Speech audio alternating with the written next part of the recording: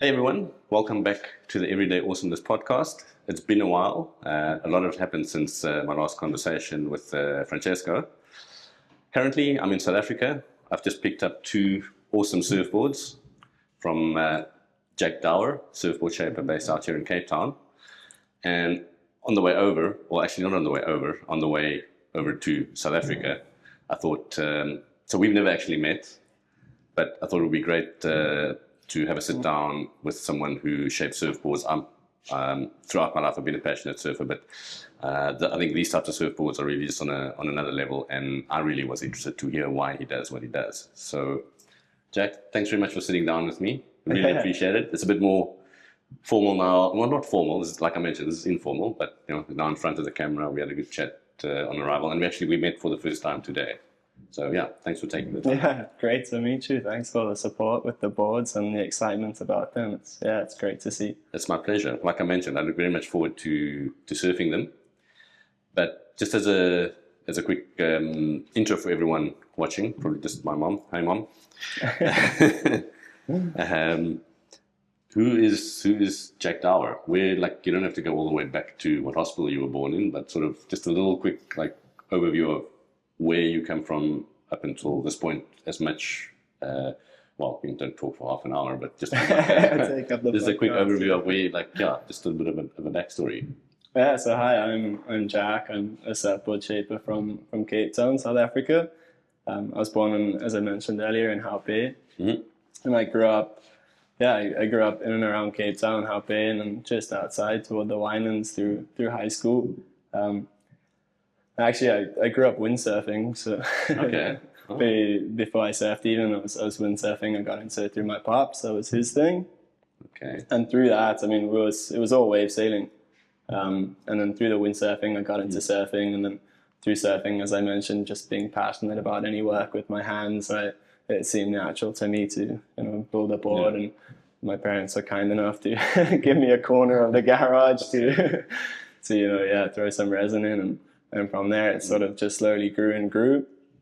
I was building boards for myself, for friends, the odd customer here and there, but really not much. And then I stumbled across another Cape Town based shaper, which is Henry Muller, who was doing Champa Surfcraft. And I met him surfing at Llandudno, actually. I was surfing a little board that I'd shaped, and he was in the water too. And he paddled over to me, saw the board, and just asked a couple questions about it.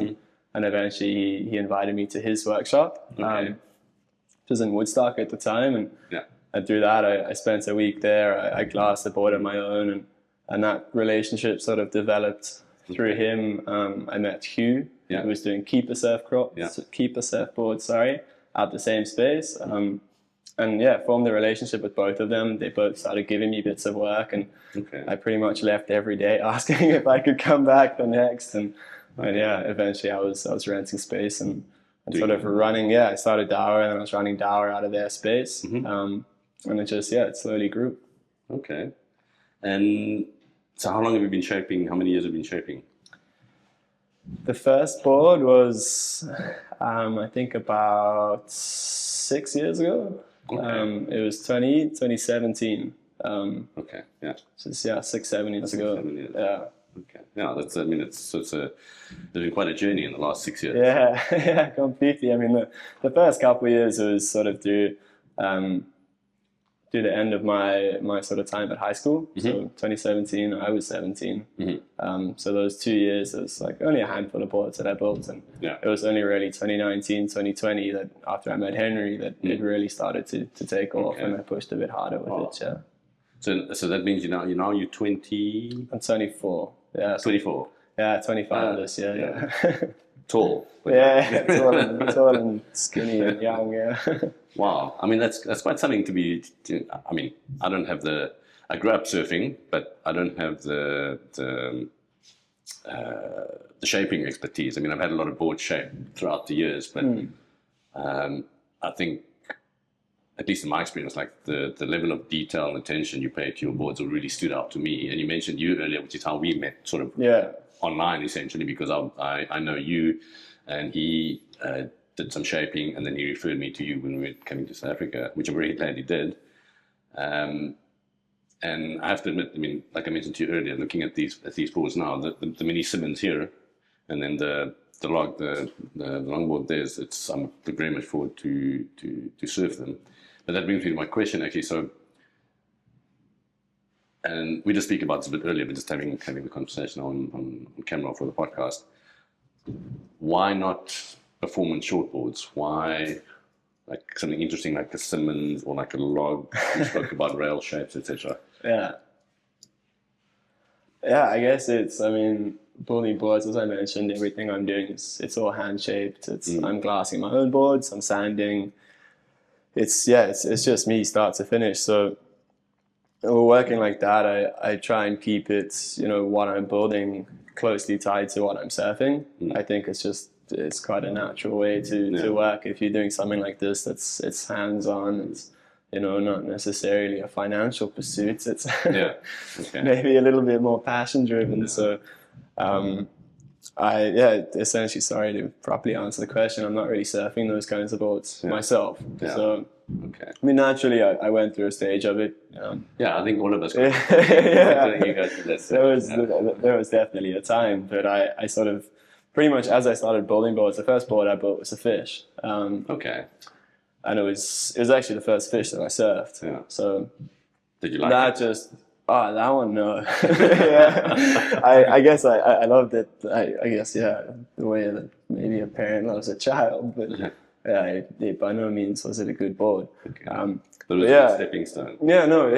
And like we were speaking about earlier, just that process of making something and then getting to take something that you've made and use it for something as meaningful as surfing is for me, and getting that experience was epic. I went again and again. Yeah. Okay. Yeah, I mean that definitely makes sense. So I mean, in terms of so you shape boards that you mentioned that you would actually surf yourself, and then your surfing style type not necessarily always the type of wave, like you mentioned, you could adapt almost any board to a certain type of wave. So, but it's your, would you say it's your surfing, your surfing style, your ethos. We spoke about your ethos a little bit earlier, and that informs your shaping in a way. Yeah, 100%. I think it's like my shaping is very much, as I mentioned, based on my surfing. I think that's sort of how the relationship goes, is you're always a surfer first and a surfer at heart, and the shaping comes second. So I think it's only natural that the boards that you're building follow that progression too. So like I said, as I was, surfing shortboards and then moving from that onto, getting into fishes and Simmons and longer boards and, the speed shape stuff boards and that kind of range between the two. I guess that just opened up my eyes to this whole world of, it's just more out there, and that excited me. And that started giving me a whole level of excitement that, I don't know, it sort of replaced I just found with the shortboards, I guess, it's quite a competitive sense of excitement. So it was for me, and the differing boards sort of brought in a whole new approach of, a more feeling-based trip, I guess, of, what a board feels like, and, how can you get a board like this to fit into waves like that, and vice versa. Obviously because you're shaping the boards, you get to tweak the boards too. So you can start with something and show you're pushing your surfing of, how can I get this fish to fit into that wave? And then, you come back into the bay, you tweak the fish a bit, you go back into the water, you tweak your surfing. And particularly those first, 10, 20, 50, 100 boards you build are all, by no means perfect. So you sort of like, as you develop as a surfer through those boards, they're also quite special boards to you, because they're all slightly unique, probably a little asymmetrical too, kind of through hand shaping. So I think it's like a lot of guys speak of it. It's only really after the 100th board that you're starting to get symmetry down, and by board 150, 200 that you're really starting to get replication down. So it takes a while. It's a long journey, and I think, like you mentioned, each board is special in its own way as a progression to not necessarily to where you want to be, but just to be continuously grow as a shaper. And importantly, actually surfing the boards that you shape, not just I want to use a nicer word than pumping, but like pumping out, like just setting out boards for volume, but rather concentrating on quality, and really, I mean, we had a long conversation about my boards, and I think that's where I think what people a lot of the time miss with more high volume, not necessarily, I don't want to say shapers, but boards that are shaped in more high volume, whereas with lower volume, more quality, is that conversation before the shaping starts, and also like the type of waves that the person specifically serves, the preferences in terms of all the other stuff, which I was very happy you took the lead on, because I don't have the, well, one, the expertise, and two, I didn't have the time. But in my experience, quite often, you know, the person who's doing the shaping, or in other things, whether it's surfboards or skis back in Switzerland, the person who's at the front producing the equipment, they also have a better understanding of what to or how to complete it. And so I think in that sense, that's also a very valuable aspect, rather than, you know, so there's a lot of thinking that goes into each and every surfboard. It's not just, okay, this is a mini Simmons, that's a 9.4, 9.6 log. It's actually like, where do you surf? How tall are you? What do you weigh? Which is more general, but like the type of wave. It's quite a cool process. Do you find that do you find it helps you with the boards more, or does it sometimes hold you back a little bit to what you want to do? No, it helps always. Yeah. I think I find in a lot of conversations, I have to, you know, prompt people quite a lot, because guys sort of, and girls as well, obviously sort of stop speaking in this kind of sense of not wanting to overshare, you know, with regards to like giving too much detail. But for me as a shaper, it's the more detail you get, the better. It's really, as I was saying about that relationship that I've found through shaping and within my own surfing, it's like with Dower, and, you know, as someone doing those sort of low numbers, forming personal relationships with my customers, it's like you sort of want to give that experience to the customer in a guided way, where in essence you're finding from someone what they're after and what they'd like out of a board, and ultimately what is the experience that they want to, you know, attain. Rather than just, you know, like, oh, what do you want? Oh, you want a fish? Oh, cool, here's your fish. It's like there's definitely a bit more to it than that. And just for me coming here today, like I mentioned, this is actually the first time I met, so it's quite cool that you agreed to sit down. And for me, it's also sort of processing as before we started and now as we're speaking, and just from what we spoke about this morning already, and in my mind, it's a much more, and my experience today, it's a much more personal experience, from starting shaping to actually just handing over the boards. I mean, maybe speaking about that. So I came here today. You know, the boards in this beautiful racks out front. Is that how someone normally come here to pick up the boards, or does it depend? Maybe you drop them off, or is it quite dynamic? Typically, both with collection and orders, I like to meet customers. So I try and like we spoke of earlier, it's quite hard because, you know, our surf is quite spread out, and so people are quite spread out too. And guys down south, you know, don't always want to drive out here or from Muizenberg or. But to me, it's always best to get to sit and have this kind of conversation in here when someone wants to order a board, and you know, just get to know each other. Maybe have a conversation in the surf, or but just some form of meeting and slightly more formal sense of like an ordering process. And same with the collection. It's obviously there's a lot of work goes into it, and you know, as I mentioned, everything's me. It's all by hand, so handshake, there's some sense of I'm not sure what it is, but there's an excitement, you know. I think I get that. At heart, I'm an excited individual, and so I get excited to share, and so it's nice to get to share in person. Okay, and like you mentioned earlier as well, you know, and just sort of alluded to now, there's a lot of time and handcraft that goes into each board. But you also want to be, coming back to why you shape the boards that you shape, is you want to also be excited about it, because it's a sport that you would actually serve, and that keeps you going while shaping. And then the handing over process is not just, okay, here's your board. It's also that sense of excitement and pride. And also, I think, I don't tell me if I'm wrong, also a bit of excitement for the other person. Yeah. You have like for me in this case, like you can be stoked surfing these boards. Like, it's awesome. Let's talk about it. I mean, we when I got to you, we put the boards on the shaping stand here. For me, it was a really, really, really cool experience. So, yeah, thanks. But just sort of leading on from that, where in terms of Dower surfboards, what do you have like this grand vision, or are you sort of just focusing on one relationship at a time? Right now I'm sort of focusing on one relationship at a time. I'm still very much in that stage of I'm just excited to build boards. So I'm focusing on that. I want to build boards. I want to go surf them, and I want to develop that, and keep doing that. And the rest, in terms of visions for growth, or for myself through the later years of my life, it's not in the forefront of my mind, if I'm honest. Yeah. Okay. No, I just always ask. So while I mention that, I'm just quickly gonna double check that that's still going, because it's a bit of an how do you say, like not a paranoia. I mean, it's going to stop recording halfway through. Okay. I'm just curious, because I mean, you're 24. It's you guys think a lot. I mean, I'm almost 44. So it's a lot of there's a massive difference in mindset and how we used to market things and do things to what you younger guys are doing now.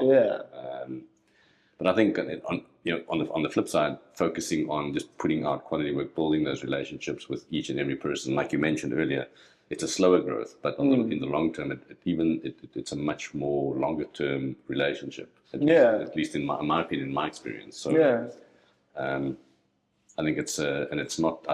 You don't see it that commonly with even with older businesses these days. I think people get lost in all the hype. Yeah, 100%. Yeah. I mean, but like, to me, it's the same as I was mentioning earlier. It's sort of, that's where a lot of the value lies to me, is getting to meet individual people and provide some form of service, but be able to form that connection, and then hopefully go for a surf together. And how? Why would you say? Why do you do it like that? Is it something that you learned from family, from your dad, or from a mentor maybe? Or is it just like you think it's just your personality type? Probably a bit of both, yeah.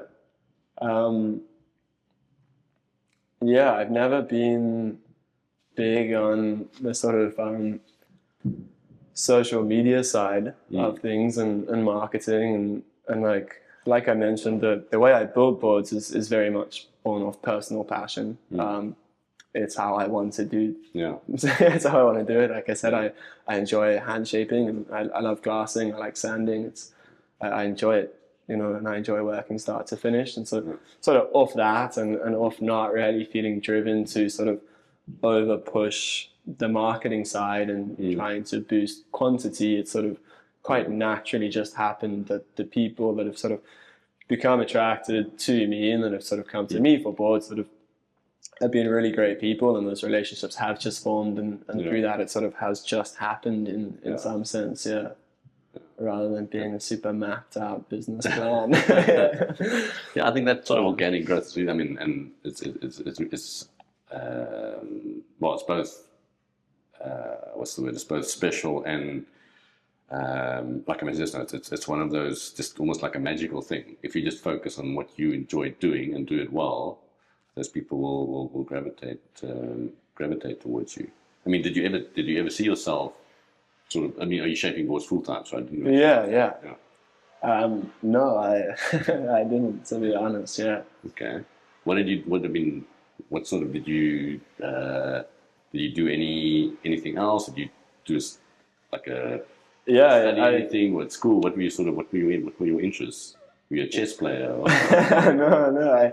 Through school, by the end of school, I was surfing. And that was very much, that was it. I from a young I was surfing on the weekends and in the weeks too. And my pops was also quite into the surfing, so we'd sneak off some mornings in the week to go surf. And then after school, I spent a year at UCT. Actually, I was studying engineering, mechanical, and it was through that time that I met Henry, and that whole opportunity arose, and because that was there, and that was an opportunity, and I'd made those connections, and it sort of became apparent that it was something that I was quite excited to pursue. I just get a sense of if it had legs and if it was something that I could take further, and it sort of seemed that it was, and yeah, from there it's it's awesome. rolled on. Follow your instinct or your gut, as they used to say, or as they say. That's really, really cool. And in terms of, we spoke about a little bit. You mentioned about, I asked about where do you see this going a little bit, or at least stepping a little bit back. Do you find, like, I mean, in terms of, we spoke about marketing, blah blah blah, and most of your business then comes from referrals, or mostly word of mouth, actually, and social media as well. I mean, you have. I mean, I messaged you through. Yeah. Those images are quite cool, actually. It's more of a portfolio, yeah, portfolio, yeah, exactly. Yeah, that's what. Thanks for the word. Yeah, that's what I was going to say. Yeah. Do you just do the images out the front here, or? Yeah, all around Parton Island. Yeah. I load the boards in the back, and I just drive and try to find a garage door I like. And, Okay. That's cool, because I mean, that's one thing I noticed about the Instagram page, or your portfolio on the Instagram page, that it's always like a very cool door. And I wasn't sure, but then I realized, like, it can't be all the same door, because there's a lot of doors. I mean, there's the one door around the road, that blue door that I've seen I frequent quite a bit. But otherwise, I just drive around. I mean, it's photography is something that I've also been into for a while, so I enjoy that side of. Same with the glass, like, I guess, and some of the aesthetics and taking nice pictures, and as a personal thing, I find it quite fun. Yeah. I think that, I think photography in some ways also a bit like you mentioned, that aesthetic and enjoying, like with the doors, or maybe like nice aesthetic lines or repeated patterns. And with board shaping, is you can still do it for personal enjoyment. Sometimes, like with board shaping, or with photography, you can take it further if you like. Yeah. But that's the beauty of it, is you don't have to, if you don't want to. The opportunities don't arise. Speaking of photography, which is a bit more my background, like what do you find yourself just sort of photographing? Do you make dedicated outings, or you just always have a camera, or do you use your phone? I had a camera. A Canon A1, it's an old film camera. Okay, there we go. Makes sense with these phones. That whole side. And just trip with it. Take it with me, and sort of shoot things that I see that excite me, and capture moments, I guess, is the excitement for me with photography. So be it taking a walk on the streets, and dedicating some time to I want to go and pursue this right now for an hour or 2 hours, and get my mind off whatever, and do something purely creative for me. Or if it's in the car, friends driving, shooting out the window. Very much, very playful. Very cool. Yeah, I mean, that's definitely something I've seen over the last couple of years, actually. Just the whole film photography revival, which for me is very cool and interesting in a way, because that's how I learned my photography originally, before digital, and then moved into digital, and film didn't disappear, but it's really made a resurgence, which is great, because I think, not to steal the conversation away from surfboards or your story, is that it also, like with your surfboards, where it's a slower process, it's a more personal process. With film, that's what I found with photography, is it slows you down. It's a more personal process, and it's also not that instant gratification in a way, and it makes you really appreciate the result at the end of the day. It's exciting as a process, or as a procedure. Maybe it's an exciting thing to shoot a couple of photos, get them developed, and it's expensive, so you start to be a lot more conscious of the individual frames that you're taking. And what do you do with these images? I keep them. Nothing. Do you get little prints made, or big prints, or do you scan them? Hugh pushed me to print a couple, but I typically don't know. I kind of keep them sitting on a hard drive. Okay. Yeah, no, it's very much a personal thing. There's no sort of external drive or desire, or there's nothing that I really want to do with them. It's just a process that I enjoy. So, that's really cool. I mean, I think in today's world, sometimes we lose that aspect of just doing something for us, for personally. There's this extrinsic. Doesn't not necessarily expectation, but almost just a general pressure, like we have to put it online, have to push it out there.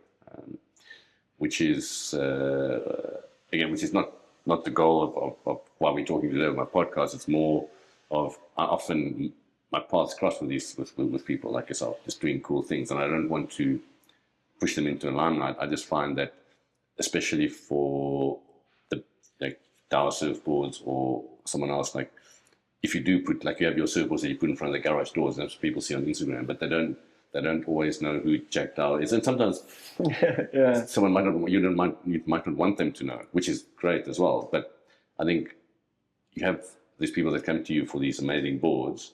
A certain type of person appreciate it, and then they would also appreciate to get to know you a little bit, and that's what I find quite beautiful. So, but anyway, enough of me talking. I actually wanted to ask you more about one of the things I found that I really learned today, or that made more sense, because I've known about rail shape, etc. before, but when we spoke over the phone, it was a little bit over my head. But looking at the boards today, specifically, maybe you can just quickly speak through. So, if you can just use my two boards as an example, because they're here, and it makes more sense in my mind. So, the Mini Simmons, can you please talk about it? So, just in terms of the why the bottom shape and why the rail shape? Yeah, so I mean, this one it's rolled through the nose, and then the roll runs into a rolled V, which runs into what we sort of refer to as spiral, but it's essentially a double concave set into V, and then it runs to double, and then it runs to flat up the tail. So if anyone, it sounds a lot more complex than it is. It's essentially a round, convex bottom, running through to a double concave, running to flat. Okay. So all those words that I've thrown are just the transitional stages between it. Front to back. You're essentially going from roll into V, into a double concave, into flat. But in there, I guess, why I use the words is that the emphasis is that just in front of the front foot, or maybe a bit further than that, you have the rolled V, and then kind of between the feet you got your double concave, and then under the back foot and just behind it moves to flat. Okay. And the boards are obviously very wide and wide out the tail, so I find running a double concave is quite nice because maybe it's not totally pure to what the shape was, but I find for our surf, which is quite heavy and oftentimes quite fast and a little less predictable, the double concave just seems to create an ease at which the board lays over onto rail and creates a bit more control than that deep single concave has under the back foot. Okay. And then the rail shape runs from quite a pinched rail with quite a high apex, coinciding with all the roll on the bottom in the nose, sort of running through to a very low apex down rail with quite a hard edge up the tail. Okay. And the hard edge on the tail, I mean, like I mentioned, one of my previous boards had more of a rounded rail towards the back, and the reason for correct me if I'm wrong, the low apex towards the back is so that it can really, that's a bit like you get the grip in the face of the wave. So technically, actually not. Technically, it's actually inverted, because if you imagine a round surface, and it's due to an effect called, I think it's the Coanda effect, although I might have that completely wrong, but water, wants to stick to a round surface.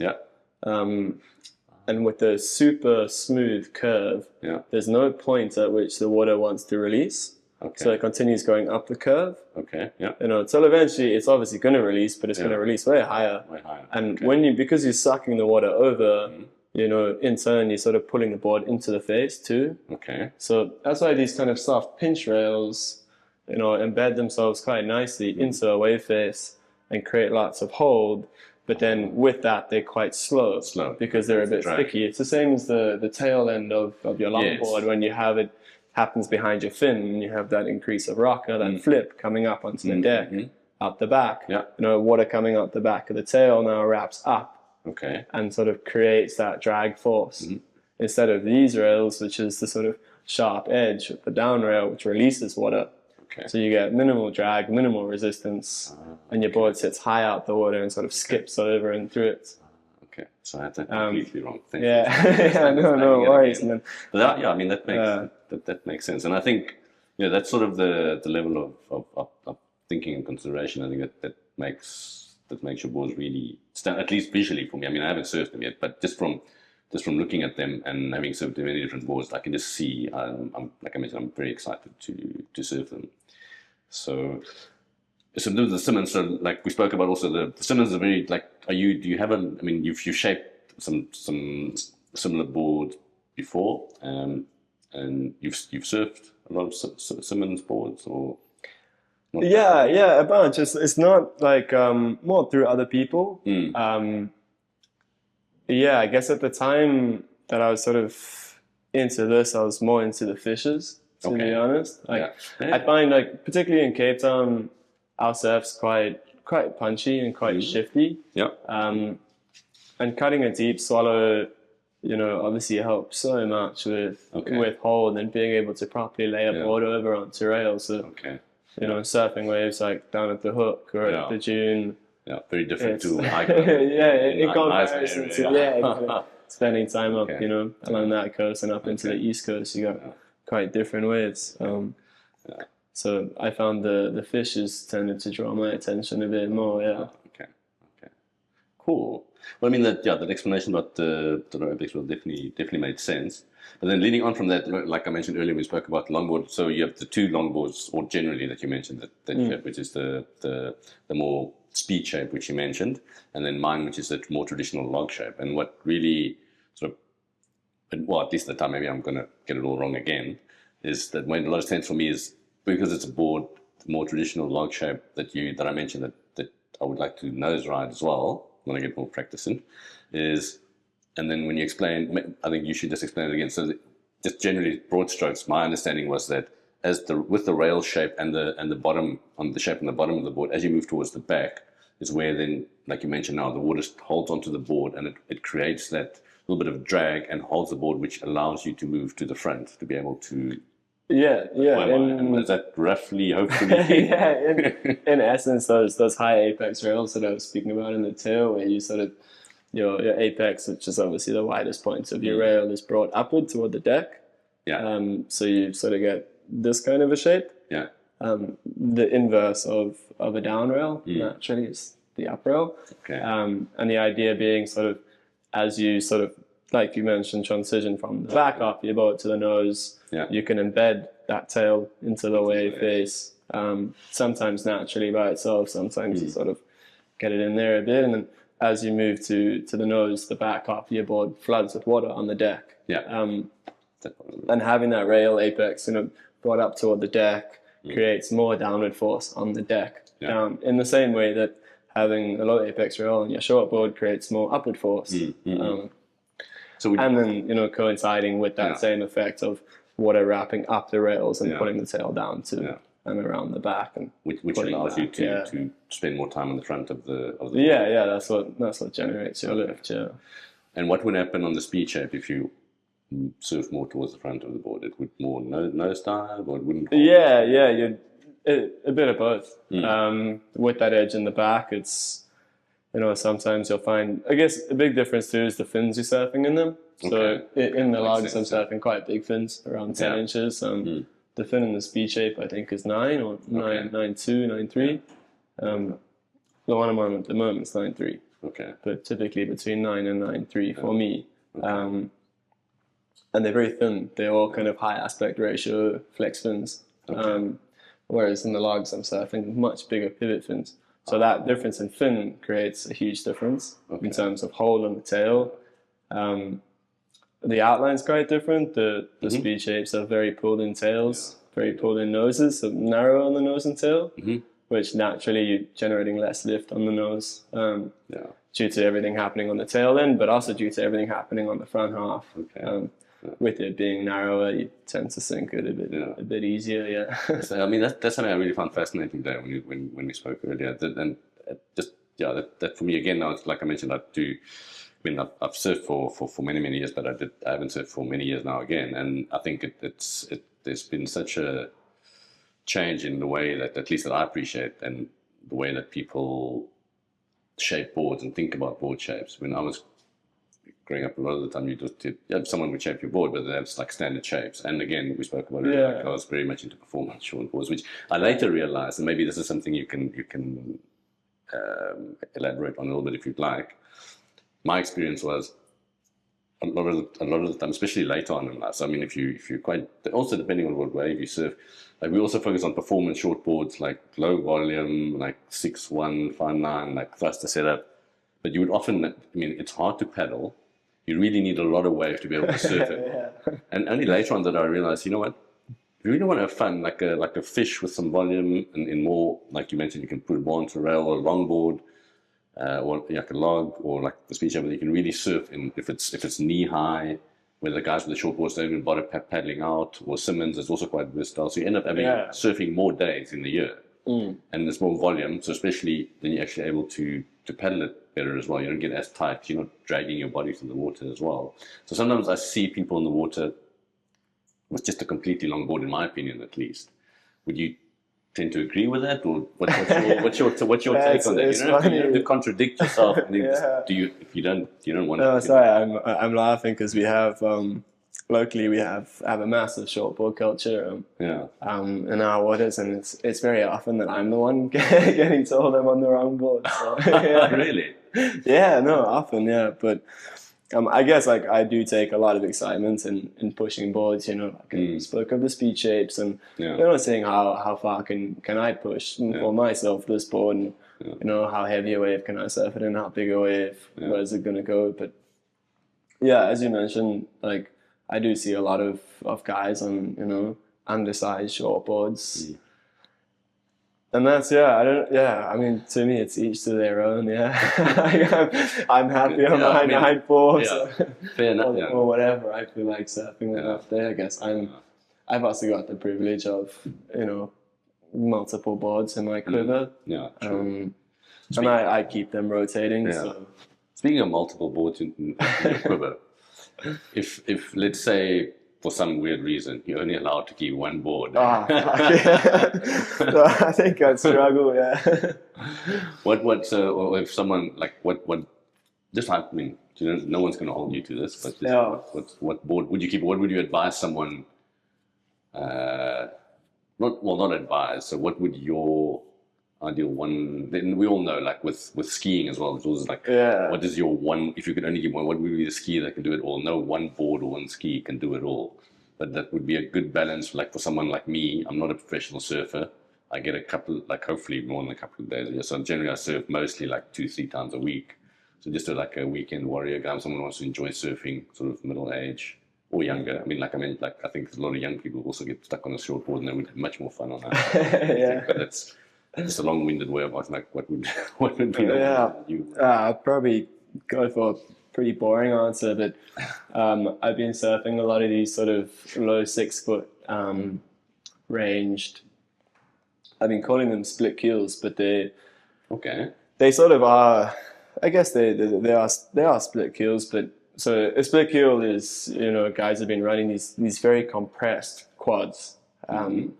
And sort of compressed to the point where they're sort of overlapping almost half the back fin with the front fin, So very tight stagger. And as you play with that relationship, you can sort of get these two fins sitting on the one rail to interact with each other in a way that they start to sort of work in unison and feel almost as if there's only one fin there. And the idea is sort of that, you're trying to maintain a lot of the hold and speed that you're getting off of a big keel fin, but trying to eradicate the sort of extreme trackiness that you get from it. Your big straight set keels are wanting to go straight, and they're quite hard to really pull in them, at least quickly or without overpowering the board. So the idea of the split keel is that you can adjust your arc and come through different arc lengths without having to fully overpower the board. But anyway, I've been playing around with that quite a lot. So I'm going to be surfing a lot of these boards in this kind of 6'1" to 6'5" range. I think I'd go for one of those. And what does the tail? What would the tail look like? I've been running swallows. Swallows. Huh? Relatively. I guess a range of deep cut swallows are not too deep, but they're all sort of like I guess that, and why it's maybe a boring answer, but they probably fall into some sort of hybrid type category. Okay. Of they're not quite shortboards, but I see them as a shortboard replacement for me for days when I'm wanting to surf harder and be a bit more critical or maybe more critical waves. Okay. And I've been really enjoying them because I've been running them with single tabs at the back for the back fins and with the back fins scaled down quite small. Okay. And the idea being for me is that it creates a lot of versatility to play around. And as I mentioned, having a good relationship with Matt, who's running Good For You Finco, so he makes me a lot of fins, I make him a lot of boards, and we have this good relationship going. It's quite symbiotic. Synergistic. I have enough fins that I can have one board and then play around with fins to adjust the conditions. Yeah. So that sounds like it's quite a big experimentation, interest point for you through like fin shape. It's massive. I think it's one of the most overlooked aspects of surfboard design is your fin placement and shape. Fins themselves, materials from which fins are being made. Really? Wow. There's so much to it. I know so many guys who go and buy fancy shortboards and then just throw some plastic fins in it, and I don't want to knock anyone too hard, but that's I think I'm definitely not that far down, but when one of my, like I mentioned, my original cement had removable fin system, and then I actually enjoyed experimenting with deep. I don't know if you call it deeper, or I would just call it longer fins. So like deeper, like fin that stick out further from the bottom of the board, and shorter, and also in terms of length, the way around and the different feel that creates, and also hold. Like with the very short ones, you almost like at the end of the turn we just really release. Quite fun, quite interesting. It's a whole world. I tend to agree with you in my latest term that it's really something that people can find a lot of value in. Sure. And that's also something where when you mentioned the fins, I was like, please just tell me what I want. I can tell you what I think I want, but it's probably not going to be the correct thing.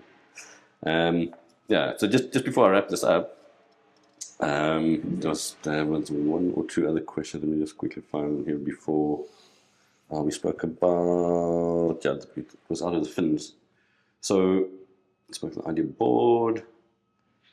So typically, so you mentioned you live in Cape Town. Obviously, but I was like, what do you have like a typical day? What is a day in the life of Jack Dower? I'm here most days, to be honest. It's either boards here, and also working, or I'm next door in the workshop itself, tinkering on some projects, woodwork. No, so I'll get back to that. Carry on. Sorry. Any creation that side, or I'm out in the surf. And do you find yourself? Do you have do you often go surf before when you come here, or would you come here, do some jumping depending on the conditions, and then go for a surf? It's completely condition dependent. And it's cool, I guess. I have the luxury of being able to manipulate my own working hours. It's like we mentioned, there's a lot of hours that go into a board, but I can sort of fit them in. So there's days when I'm here at 5 or 6 and I work till 12. There's days when I'm here from 6 in the morning till 8 at night, and there's days I'm not here, Spend the day in the surf. That's really I think what a lot of people, especially if you surf, what you appreciate that you can work around the surfing conditions. That's the classic saying goes. I think it comes from the sailing. That like time and tide waits for no man. And I think that that's something that you as you grow older you really appreciate, that to have that time to enjoy the conditions when it's there. Okay, cool. So quite flexible, quite dynamic. Which I thought might be the case. So you don't have any other, besides work, paying rent, you don't have any kids? No kids as of yet. None that you know of? Okay. Awesome. Well, I think we covered quite a bit, and I appreciate you sharing what you did share. It was really awesome for me to meet you today. And like I mentioned, this for me is almost like this is really like just that first step, and me not getting to know you personally, that as well, but also just for the people that you share boards for, the people that are interested in surfing, and also just sharing. I think what you do is really cool. I appreciate it from the surfing perspective, but also just you can really see, and I had a gut feeling over the phone, and also, I mean, again, being a recommendation from someone who also does great work, I think, which is yeah, like I mentioned, this my gut feeling was that you're one of those guys that are just passionate about what they do, and that makes me passionate about wanting to share your story. So thanks very much for sitting down, and hopefully also like I mentioned, the hope is that we keep it a little bit more condensed, and then at some stage hopefully do a follow-up. You never know, but I appreciate you taking the time. Is there anything I might have missed, anything you thought I would ask or I should have asked that you want to add? Not really, no. I think that covers the basis of most of it, yeah. Okay. Yeah, thanks for the conversation and the platform to share. It's only a pleasure. And yeah, before we are, I'd really look forward to surfing the board. So Yeah, I'm excited to hear your thoughts. Yeah. I'm definitely give you some feedback for sure. Yeah. But I can definitely say I'm gonna enjoy surfing them. So yeah, thanks very much. Appreciate it. Yeah, next time I'm up your side, we share surf. Yeah. That'd be cool. That'd be really cool. Awesome. Thanks, Jack. Appreciate it. Yeah, thank you. Cool. So I didn't.